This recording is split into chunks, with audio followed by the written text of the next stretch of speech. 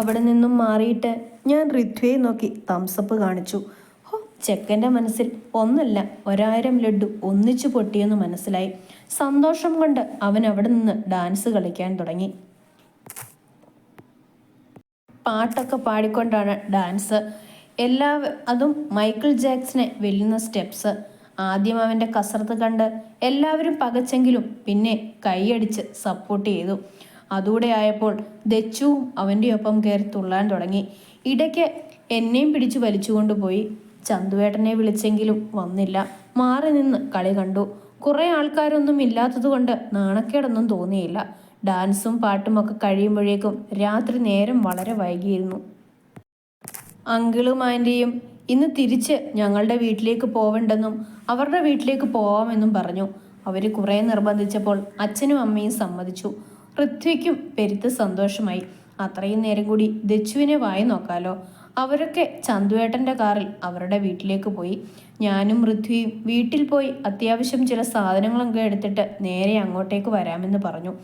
Main റോഡിലൂടെയാണ് പോകുന്നതെങ്കിലും പാതിരാത്രി ആയതുകൊണ്ട് വഴിയിൽ വാഹനങ്ങളൊക്കെ കുറവായിരുന്നു. പക്ഷേ കുറച്ചു നേരം കഴിഞ്ഞപ്പോൾ ആരോ ഞങ്ങളെ ഫോളോ ചെയ്യുന്നത് പോലെ തോന്നി. ഋത്വി, നമ്മളെ ആരോ ഫോളോ ചെയ്യുന്നുണ്ടെന്ന് തോന്നുന്നു. ഋത്വി മിററിലൂടെ നോക്കിയപ്പോൾ ഒരു ജീപ്പ് ഞങ്ങളുടെ പിറകെ ഉണ്ടെന്ന് മനസ്സിലായി. ഉറപ്പിക്കാൻ വേണ്ടി ഋത്വി സ്പീഡ് അല്പം കുറച്ചു നോക്കി. എന്നിട്ടും അവർ ഓവർടേക്ക് ചെയ്തു പോകുന്നില്ല. ഞങ്ങൾ വണ്ടിയുടെ സ്പീഡ് കുറയ്ക്കുമ്പോൾ അവരും കുറച്ചു, കൂട്ടിയപ്പോൾ അവരും കൂട്ടി. ഞാൻ ആകെ പേടിച്ചു പോയിരുന്നു. ഉടനെ ആദിയെ വിളിച്ചെങ്കിലും ആദി കോൾ അറ്റൻഡ് ചെയ്തില്ല. ഒടുവിൽ ആളൊഴിഞ്ഞ ഒരു സ്ഥലത്തെത്തിയപ്പോൾ അവർ വണ്ടി ഞങ്ങൾക്ക് കുറുകെ നിർത്തി. ഞങ്ങളെ ബലമായി പിടിച്ച് ജീപ്പിൽ കയറ്റി. ആരാ നിങ്ങൾ? നിങ്ങളെന്തിനാ ഞങ്ങളെ പിടിച്ചുകൊണ്ട് പോകുന്നത്? അവർ 3-4 പേരുണ്ടായിരുന്നത് കൊണ്ട് തന്നെ ഞങ്ങൾക്ക് എതിർക്കാൻ കഴിഞ്ഞില്ല. ഏതോ ഒരു ആൾതാമസമില്ലാത്ത വീട്ടിലേക്കാണ് അവർ ഞങ്ങളെ കൊണ്ടുപോയത്. ഞങ്ങളെ ഓരോ കസേരയിൽ കെട്ടിയിട്ടിട്ട് ഒന്നും പറയാതെ അവർ പോയി. ഇരുട്ടായതുകൊണ്ട് തന്നെ സ്ഥലം ഏതാണെന്ന് മനസ്സിലാക്കാൻ കഴിഞ്ഞില്ല. ഞങ്ങളുടെ ഫോണും പേഴ്സും അവർ കൊണ്ടുപോയിരുന്നു. ഒന്നും ചെയ്യാനാവാതെ ഞാനും ഋദ്ധിയും പരസ്പരം നോക്കി. ക്ഷീണം കാരണം ഒന്ന് മയങ്ങിപ്പോയിരുന്നു. അപ്പോഴാണ് അമ്മ വിളിച്ചത്. മോനെ ചന്തു, അവർ പോയിട്ട് കുറേ നേരം ആയല്ലോ, നീ അവരിന്ന് വിളിച്ചു നോക്കിക്കേ. അമ്മ പറഞ്ഞപ്പോഴാണ് ഞാനും ആ കാര്യം ഓർത്തത്. പൊന്നു ഋദ്ധിയും ഇനിയും തിരിച്ചു വന്നിട്ടില്ല. ഏതാണ്ട് 1/2 മണിക്കൂർ ദൂരമേ റിസോർട്ടിൽ നിന്ന് അവളുടെ വീട്ടിലേക്കുള്ളൂ. ഞാൻ ഉടനെ ഋദ്ധിയെ വിളിച്ചു നോക്കി. ഫോൺ സ്വിച്ച് ഓഫ് ആയിരുന്നു. ഋദ്ധിയെ വിളിച്ചിട്ട് കിട്ടുന്നില്ലമ്മേ, സ്വിച്ച് ഓഫ് ആണ്. അപ്പോഴേക്കും പൊന്നുവിൻ്റെ അച്ഛനും അമ്മയും പുറത്തേക്ക് വന്നു. അവരുടെ മുഖത്തും നല്ല ടെൻഷൻ ഉണ്ടായിരുന്നു. എങ്കിൽ നീ മോളെ ഒന്ന് വിളിച്ചു നോക്കിക്കേ. ഇല്ലമ്മേ, അവളുടെ ഫോണും ഓഫാ. അവർ വരുന്നുണ്ടാവും. ഏതായാലും ഞാനൊന്ന് പോയി നോക്കാം. എല്ലാവരെയും ആശ്വസിപ്പിച്ചിട്ട് ഞാൻ വണ്ടിയും എടുത്തിറങ്ങി. നേരെ അവളുടെ വീട്ടിലേക്ക് പോയെങ്കിലും അവിടുത്തെ വാതിൽ അടഞ്ഞു കിടപ്പുണ്ടായിരുന്നു. ആരും അങ്ങോട്ട് ചെന്നതിൻ്റെ ഒരു ലക്ഷണവും കാണുന്നില്ല. ഇനി അവർ സ്നേഹതീരത്തിലേക്ക് പോയിട്ടുണ്ടാവുമോ എന്ന് കരുതി മാധവേട്ടനെ വിളിച്ചു നോക്കി. ഹലോ, ആരാ? ഹലോ മാധവേട്ട, ഞാൻ ധ്രുവനാണ്. എന്താ സർ ഈ നേരത്ത്? അത് ഋദ്ധിയും ആദ്രയും അവിടെയുണ്ടോ? ഇല്ലല്ലോ, എവിടെയോ പാർട്ടി ഉണ്ടെന്ന് പറഞ്ഞ് വൈകിട്ട് പോയതാണല്ലോ. എന്താ സർ, എന്തെങ്കിലും പ്രശ്നമുണ്ടോ? ഇല്ല, വെറുതെ ചോദിച്ചതാ. ഞാൻ പെട്ടെന്ന് കോള് കട്ട് ചെയ്തു. വെറുതെ അയാളെ കൂടി ടെൻഷനാക്കണമെന്ന് കരുതി. അപ്പോഴേക്കും എനിക്കും മനസ്സിൽ എന്തൊക്കെയോ പേടി തോന്നി തുടങ്ങിയിരുന്നു. ഏറ്റവും ഒടുവിലായി ആദ്യം കൂടി വിളിച്ചു നോക്കാമെന്ന് കരുതി. ആദ്യം റിങ് ചെയ്തപ്പോൾ അവൻ കോൾ എടുത്തില്ല. വീണ്ടും ഒരിക്കൽ കൂടി വിളിച്ചപ്പോൾ എടുത്തു. ഹലോ ഹലോ ആദി, ഞാൻ ധ്രുവനാണ്. തന്നെ ആർദ്രയോ ഋദ്വയോ വിളിച്ചിരുന്നോ? എന്നെ എന്തിനാ വിളിക്കുന്നത്?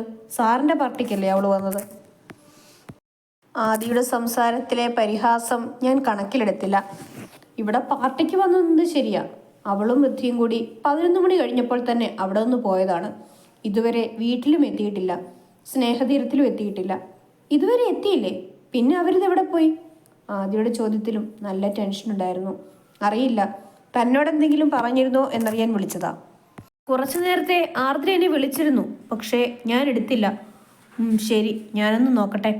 കുറേ നേരം നഗരത്തിലൂടെ അലക്ഷ്യമായി ഡ്രൈവ് ചെയ്തെങ്കിലും അവരെവിടെയാണെന്ന് ഒരു സൂചന പോലും കിട്ടിയില്ല. ഒടുവിൽ പോലീസിൽ പരാതി കൊടുക്കാമെന്ന് കരുതി പോലീസ് സ്റ്റേഷനിലേക്ക് പോയി. അവിടെ നിന്ന് വരുന്ന വഴിയാണ് ആദിയെ കണ്ടത്. വിയർത്തൊഴുകി പരിഭ്രമം നിറഞ്ഞ അവൻ്റെ മുഖത്തു നിന്നും ഇത്രയും നേരം അവനും അവരെ അന്വേഷിക്കുകയായിരുന്നു എന്ന് മനസ്സിലായി. ആദിയുടെ സമീപം ഞാൻ വണ്ടി നിർത്തി. ആദി കയറ്.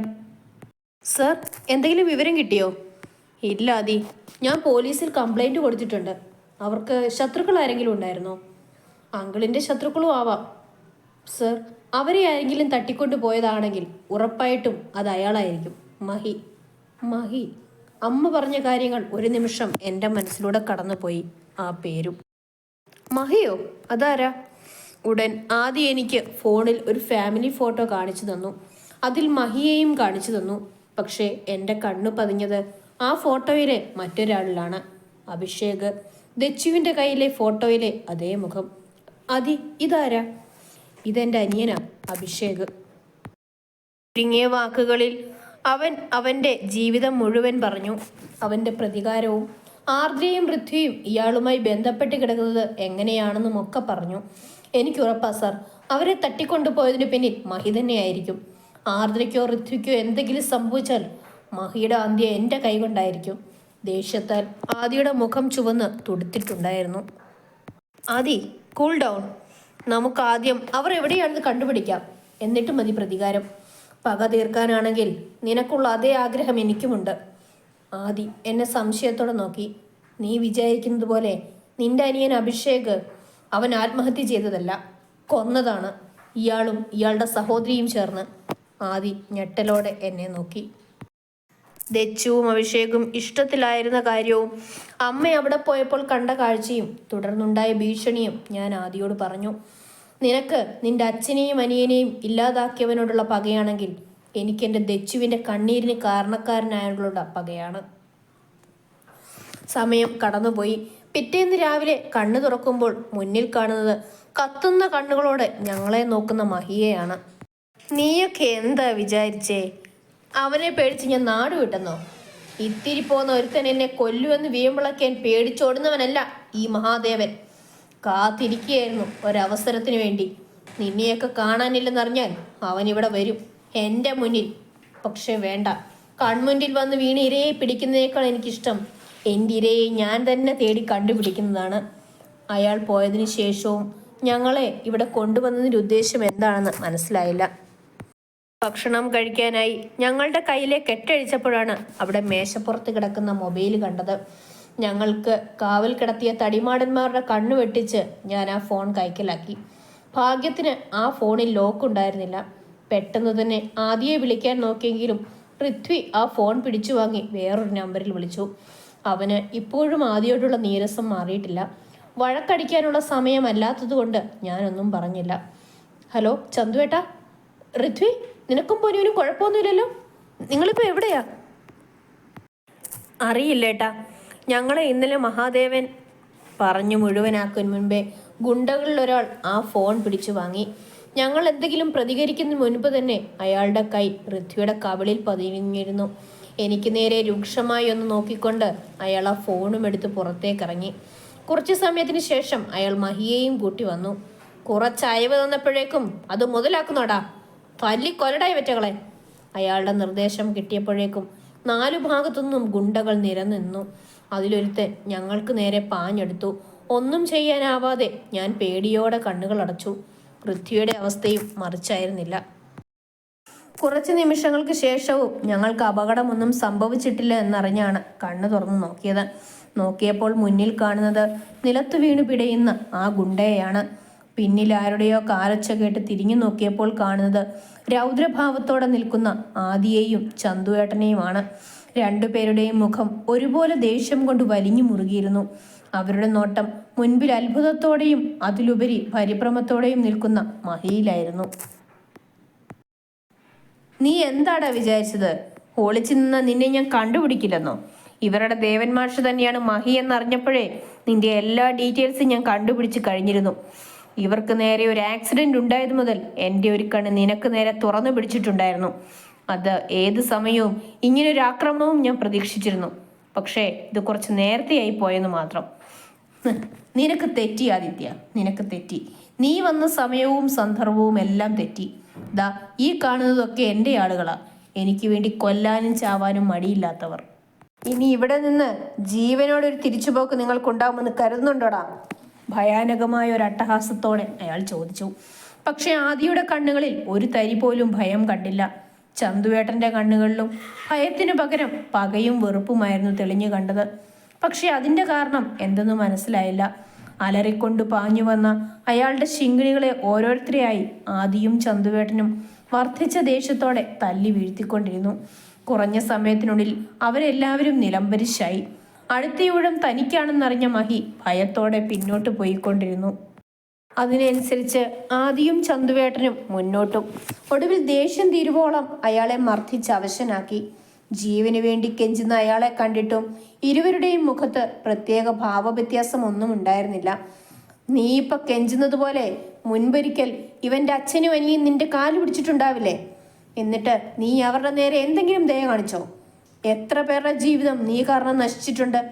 അതിനൊക്കെ കൂടി നിനക്കുള്ള ശിക്ഷ മരണമാണ്. അപ്പോഴേക്കും കുറെ പോലീസുകാർ അവിടെ എത്തിയിരുന്നു. അവർ മഹാദേവനെ ജയിലിലേക്ക് കൊണ്ടുപോകാൻ ശ്രമിച്ചപ്പോൾ ആദിയും ധ്രുവനും കൂടി തടഞ്ഞു.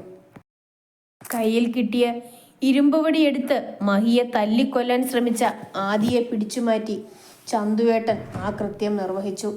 ആദിയെയും എന്നെയും മൃത്യുയെയും മറ്റു പോലീസുകാരെയും കാഴ്ചക്കാരാക്കി നിർത്തിക്കൊണ്ട് ചന്തുവേട്ടൻ അയാളെ ഈ ലോകത്തു നിന്ന് എന്നേക്കുമായി പറഞ്ഞയച്ചു. ധ്രുവൻ സർ, ഇത് കൊലപാതകമാണ്. അതും ഇത്രയും പോലീസുകാരുടെ മുന്നിൽ വെച്ച്.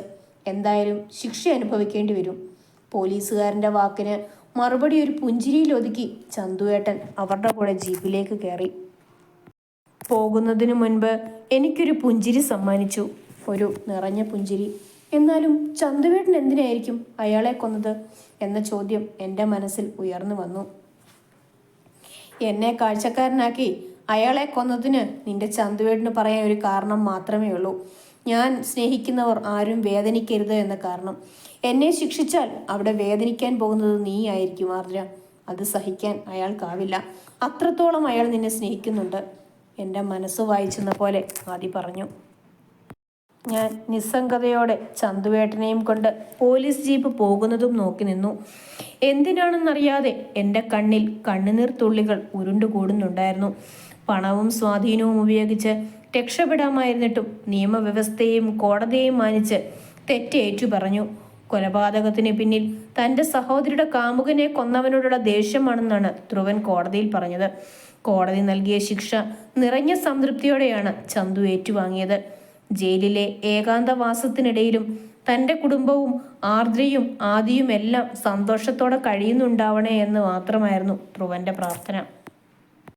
ജയിലിൽ തന്നെ കാണാൻ വരുന്നവരെയെല്ലാം ചന്തു മടക്കി അയച്ചുകൊണ്ടിരുന്നു. ഒരിക്കൽ പോലും ആർക്കും അവനെ ജയിലിൽ വെച്ച് കാണാൻ കഴിഞ്ഞില്ല. 5 വർഷങ്ങൾക്ക് ശേഷം ശിക്ഷാ കാലാവധി കഴിഞ്ഞ് പുറത്തിറങ്ങുമ്പോൾ ധ്രുവന്റെ മനസ്സിൽ കുറ്റബോധത്തിന്റെ ഒരംശം പോലും ഇല്ലായിരുന്നു. എത്രയും പെട്ടെന്ന് തൻ്റെ പ്രിയപ്പെട്ടവരെയെല്ലാം ഒരു നോക്ക് കാണണമെന്ന ആഗ്രഹം മാത്രം. അവൻ കണ്ണടച്ചു നിന്നു. ഒരു നിമിഷം കഴിഞ്ഞ കാര്യങ്ങളെല്ലാം ധ്രുവന്റെ മനസ്സിലൂടെ കടന്നുപോയി. തോളിൽ ഒരു കരസ്പർശമേറ്റപ്പോഴാണ് തിരിഞ്ഞു നോക്കിയത്. അവൻ്റെ പിറകിൽ നിൽക്കുന്ന ആളെ കണ്ട് ധ്രുവന്റെ കണ്ണുകൾ തിളങ്ങി. ആദി, നിനക്ക് സുഖമല്ലേ? പൊന്നു എവിടെ? ആദിയെയും ചന്തുവിനെയും നോക്കി മാറി നിൽക്കുകയായിരുന്ന ആർദ്ര അവരുടെ മുന്നിലേക്ക് വന്നു. താൻ ഇവിടെ ഉണ്ടായിരുന്നോ? മക്കളൊക്കെ എവിടെ? നിറഞ്ഞ കണ്ണുകളോടെ രൂക്ഷമായ ഒരു നോട്ടമായിരുന്നു ആർദ്രയുടെ മറുപടി. നിന്റെ ഈ സ്നേഹം കണ്ടില്ലെന്ന് നടിച്ച് എന്നോടൊപ്പം സന്തോഷമായി ജീവിക്കാൻ അവൾക്ക് കഴിയുമെന്ന് തോന്നുന്നുണ്ടോ നിനക്ക്? ആദ്യം അത് ചോദിച്ചപ്പോഴാണ് ചന്തു ആർദ്രയുടെ സിന്ദൂര ചുവപ്പില്ലാത്ത നെറ്റിത്തടവും ഒഴിഞ്ഞ കഴുത്തും ശ്രദ്ധിക്കുന്നത്. ഇത്രയും കാലം അവൾ കാത്തിരുന്നത് നിനക്ക് വേണ്ടിയാണ്. നിന്നോടൊപ്പം ഒരു ജീവിതം സ്വപ്നം കണ്ടാണ്. മാറി നിന്ന അമ്പിളിയെ ചേർത്ത് നിർത്തി ആദി പറയുമ്പോൾ ധ്രുവന്റെ കണ്ണുകൾ നിർത്താതെ പെയ്യുന്നുണ്ടായിരുന്നു. അവൻ്റെ മാത്രം പൊന്നുവിനെ കെട്ടിപ്പിടിച്ച് നെറ്റിയിൽ ചുംബിക്കുമ്പോൾ ലോകം വെട്ടിപ്പിടിച്ച സന്തോഷമായിരുന്നു അവന്. ആ ചുംബനത്തിലുണ്ടായിരുന്നു ഇത്രയും കാലം ഉള്ളിലൊതുക്കിയ അവൻ്റെ പ്രണയത്തിൻ്റെ വ്യാപ്തി. കാറിൽ നിന്ന് പൃഥ്വിയുടെ കൈയും പിടിച്ചിറങ്ങി വരുന്ന ദച്ചുവിനെ കണ്ടപ്പോഴാണ് ചന്തു ആർദ്രയിൽ നിന്നും അകന്നത്.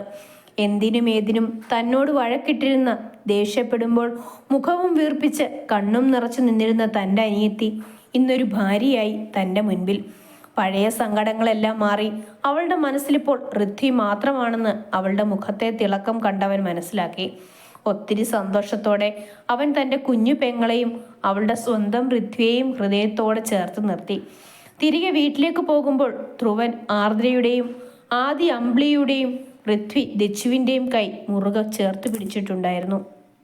ഇനി ഒരിക്കലും വിട്ടുകളയില്ലെന്ന ഉറപ്പോടെ മനസ്സിൽ പ്രണയം വിരിക്കുന്ന ഒരു വൃശ്ചികമാസ പുലരിയിൽ ഉദയസൂര്യൻ്റെ പൊൻകിരണങ്ങളെ സാക്ഷി നിർത്തി ഒരു അമ്പലനടയിൽ വെച്ച് ധ്രുവൻ ആർദ്രയുടെ കഴുത്തിൽ താലികെട്ടി. ഒരു പെൺകുട്ടിയുടെ ജീവിതത്തിലെ ഏറ്റവും മനോഹരമായ നിമിഷം നിറഞ്ഞ സന്തോഷത്തോടെ അനുഭവിക്കുകയായിരുന്നു ആർദ്ര. അപ്പോൾ സിന്ദൂരം കൊണ്ട് അവളുടെ നെറ്റിയെ ചുവപ്പിച്ച ശേഷം ധ്രുവൻ അവിടെ പതിയെ മുത്തി. ഇരു കണ്ണുകളും അടച്ച് നിറഞ്ഞ മനസ്സോടെ അവൾ അത് സ്വീകരിച്ചു. വിത്ത് വിതച്ചതുപോലെ നക്ഷത്രങ്ങൾ വിതറിക്കിടക്കുന്ന ആകാശവും നോക്കി നിൽക്കുകയായിരുന്നു ധ്രുവൻ. അവൻ്റെ മനസ്സ് ശാന്തമായിരുന്നു. ഒട്ടും പ്രതീക്ഷിക്കാതെ നഷ്ടപ്പെട്ടതെന്തോ തിരിച്ചു കിട്ടിയ ഫീലായിരുന്നു അവന്. ആർദ്ര നോക്കുമ്പോൾ ചുണ്ടിലൊരു പുഞ്ചിരി ഒളിപ്പിച്ച് എന്തൊക്കെയോ ആലോചിച്ചു നിൽക്കുന്ന ചന്തുവിനെയാണ് കണ്ടത്. ചന്തുവേട്ടാ, അവളുടെ വിളി കേട്ട് അവൻ തിരിഞ്ഞു നോക്കി. ഞാൻ ഒരു കാര്യം ചോദിക്കട്ടെ? ഇത്രയും കാലം ഏട്ടൻ്റെ ഇഷ്ടം മനസ്സിലാക്കാതിരുന്നപ്പോൾ ഒരിക്കൽ പോലും എന്നോട് വെറുപ്പ് തോന്നിയിട്ടില്ലേ? ഒരിക്കലുമില്ല. നമ്മൾ സ്നേഹിക്കുന്നവർ എന്തെങ്കിലും തെറ്റ് ചെയ്താൽ പോലും പുറമേ ദേഷ്യപ്പെടാമെന്നല്ലാതെ ഉള്ളുകൊണ്ട് ഒരിക്കലും വെറുക്കാൻ പറ്റില്ല പൊന്നു. ഇവിടെ നീ തെറ്റൊന്നും ചെയ്തിട്ടില്ല. ഒരാളോട് ഇഷ്ടം തോന്നുന്നത് ഒരിക്കലും ഒരു തെറ്റല്ലല്ലോ. ഒരു ചിരിയോടെ എന്നെ ചേർത്ത് നിർത്തി ചന്തുവേട്ടൻ പറയുമ്പോൾ മനസ്സിൽ ഞാൻ ദൈവത്തോട് നന്ദി പറയുകയായിരുന്നു. പ്രാണനെ പോലെ സ്നേഹിക്കുന്ന ഒരാളെ തന്നെ എനിക്ക് തന്നതിന്. ഇതേ സമയം അമ്പിളി വളരെ സന്തോഷത്തിലായിരുന്നു. ഇത്തിരി വൈകിയാണെങ്കിലും തൻ്റെ ഇഷ്ടം സഫലമായതിൻ്റെ സന്തോഷം. തൻ്റെ പാതിയെ തിരിച്ചറിയാൻ വൈകിയതിൽ മനസ്സിൽ അവളോട് ക്ഷമ ചോദിച്ചുകൊണ്ട് ആദിയും. ദച്ചു ആലോചിച്ചിരിക്കുകയായിരുന്നു തൻ്റെ പാതിയെക്കുറിച്ച്. തൻ്റെ സങ്കടങ്ങളെല്ലാം ഒരു തലോടൽ കൊണ്ട് ഇല്ലാതാക്കുന്നവനെക്കുറിച്ച്. അവളുടെ മനസ്സ് മനസ്സിലാക്കി പൃഥ്വി അവളെ ഒന്നുകൂടെ ചേർത്ത് നിർത്തി. ആത്മാർത്ഥ പ്രണയം അങ്ങനെയാണ്. ഇത്തിരി വിഷമിപ്പിച്ചാലും ഒത്തിരി സന്തോഷം നമുക്ക് നൽകാനായി അത് കാത്തു വച്ചിട്ടുണ്ടാവും.